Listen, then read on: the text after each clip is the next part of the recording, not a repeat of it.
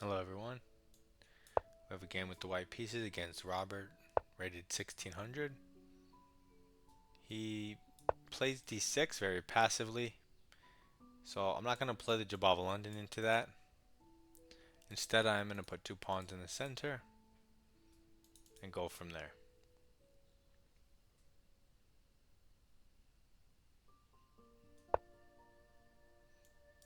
He now goes knight f6, playing some type of pierced setup.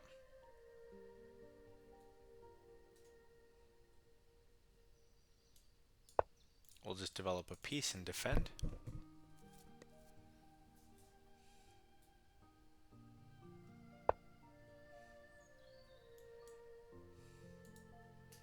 Now he brings the other knight to defend and support what looks like an e5 pawn push.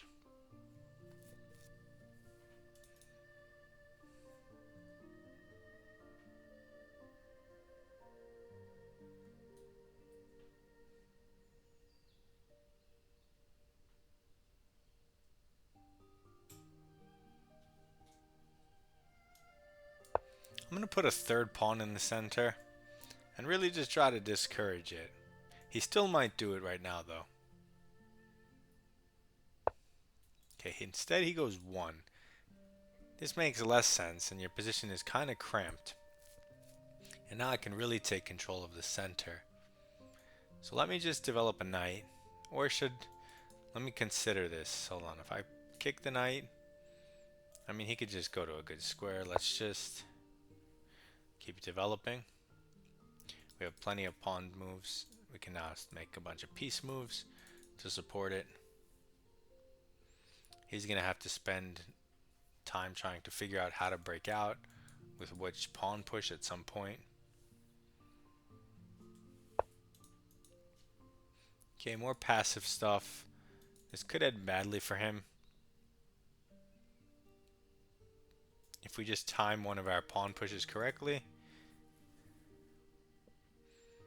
If only I knew when that was.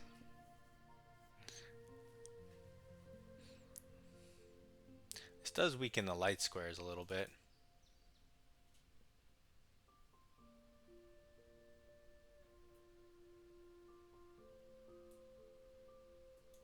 Let's just develop in castle before we do anything crazy. But my thing froze. Oh, there it is. Okay, so he makes a bishop move, pressures the pawn. It is defended.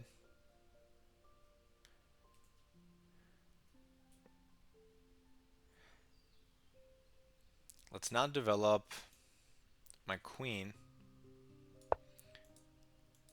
Over defend the pawn, get it out of the alignment with his queen so I can put a rook there. Overprotect this pawn, support the e5 pawn push one day, and depending on where he castles, I can get in this bishop trade if his king's there. So he pushes the pawn now, but this gives me the opportunity, since he's late to the party, of just pushing past and gaining all the space. Because if you take, well, his pawn is pinned with a weird alignment. That's usually not the case. So if we did take this pawn, he just recaptures. And when we recapture, he recaptures. And when we play c4, he goes back, and then we play d5. His pawn is pinned. He goes queen e7, let's say.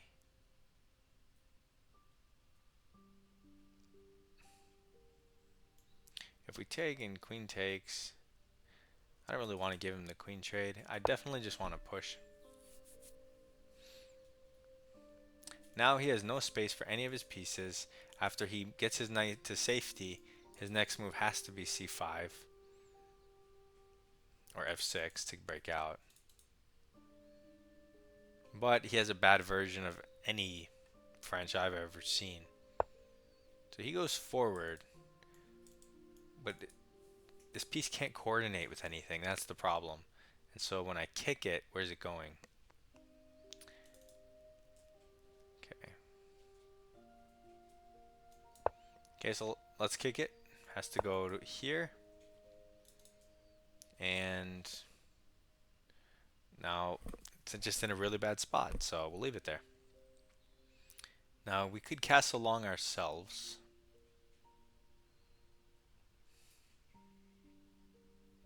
Or we could castle short. Hmm. I wanted to see where his king was going to go. So, mm,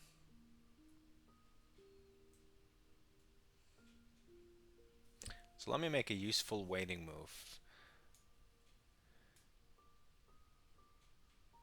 You know, let me not. Let me not. I'm just going to go g4 and just play super aggressive and just push f5 through. I mean, I don't really care if my bishop is on any of these squares unless I'm trying to long castle. So he does go here. He develops his bishop, pins the knight, but if he takes the knight and we take with the pawn, we have a good diagonal for our bishop here. Also, our center is defended by a pawn, which is nice.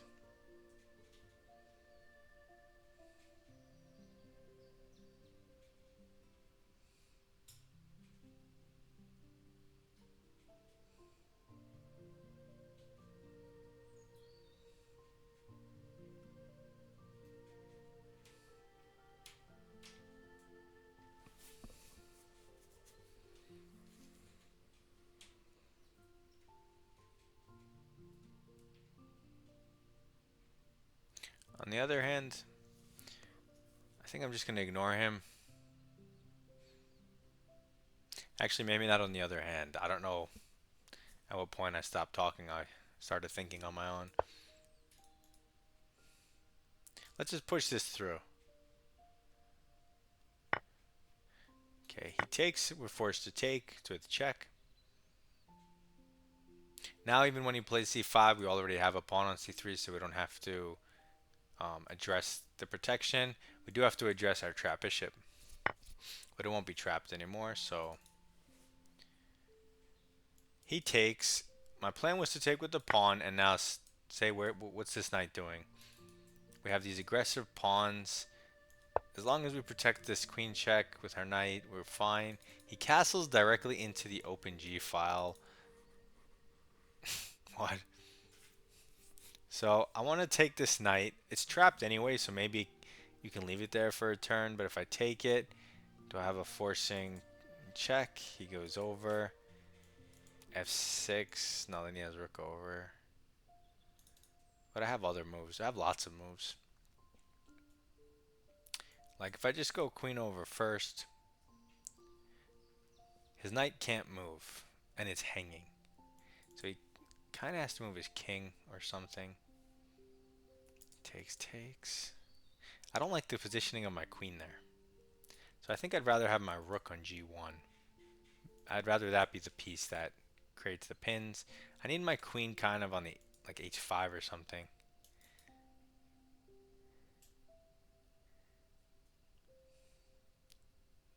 Some type of f6 bishop sack. I gotta get in there. So if I start with the rook, I'm threatening to win his knight. So let's do that. If he moves the king, maybe I could sack my rook.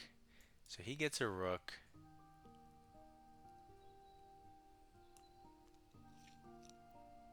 Check.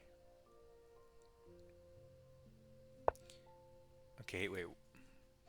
He just moves the pawn, but that hangs the knight, but not only does it hang the knight, e6 is super strong. e6, and that still covers this square. He's going to lose the knight anyway, so he should probably, like if I play 6, he might have to go here anyway.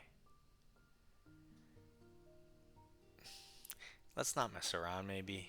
Let's just take the knight. Oops. Comes with crazy threats, so e6 is a really strong move, though. And even now, it's a super strong move because he put his rook there. So, yeah, now it makes a lot more sense. Maybe rook over because of the pin.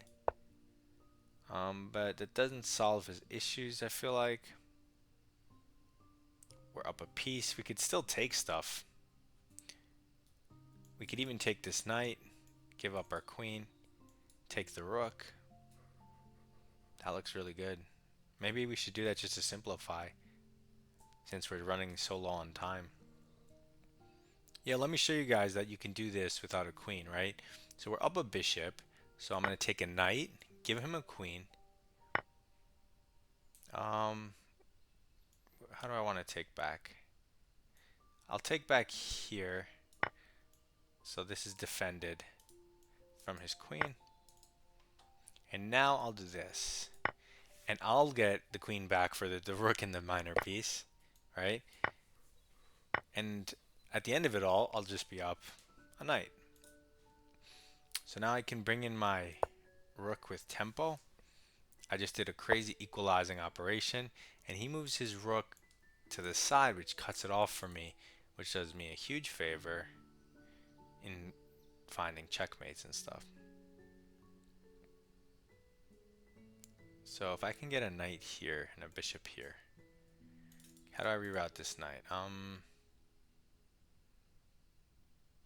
Okay, let's just make random knight moves. Because, I mean, who cares what we do? Okay, we'll just go over here. Protect all the squares, give our knight and bishop some scope. And now maybe we'll try to throw our knight here. Check. He goes here into discoveries. So I was thinking maybe we could do something fancy. And where are we going from there? Okay, forget the fanciness. Let's get the knight to where we wanted it. Oh, he's going into us. Isn't that checkmate in one? What was that? So my plan was, well, let's just say he wastes time. He goes somewhere else. I was going to get my knight here, right? My bishop here. And then try to mate him somehow with my knight. Get behind him. Either way, the e6 would have been a really nice outpost. That would have just ended the game either way. Plus we were up a piece, so. But why would you walk your king into the opponent like that? So let's go through the game. When they let you put 2 pawns, you should learn to play like that.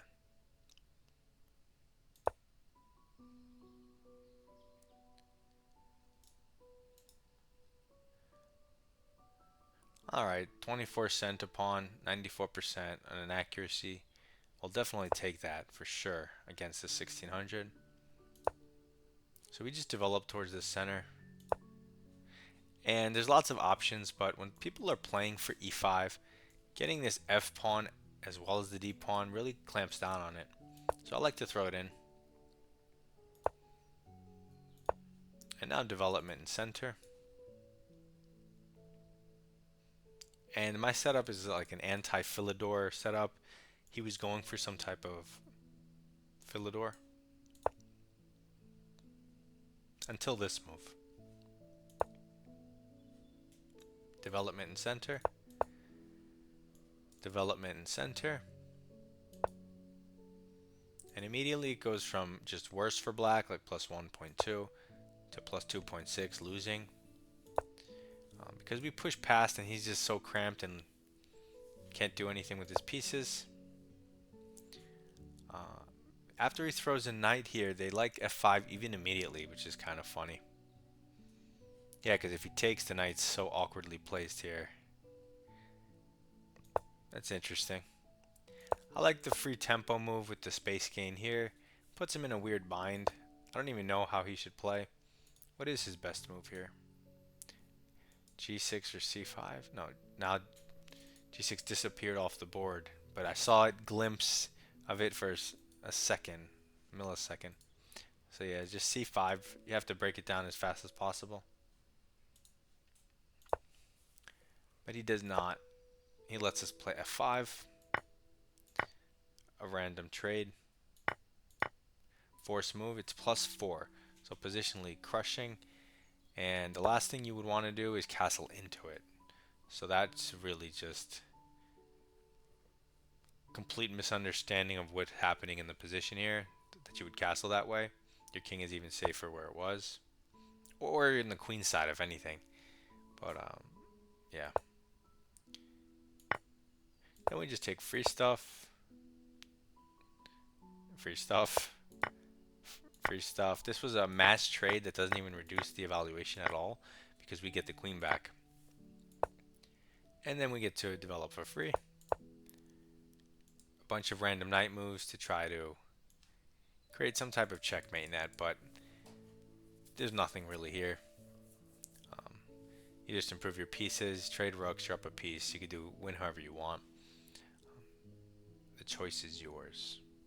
Good luck in your chess. Submit your rapid game in my Discord, and goodbye.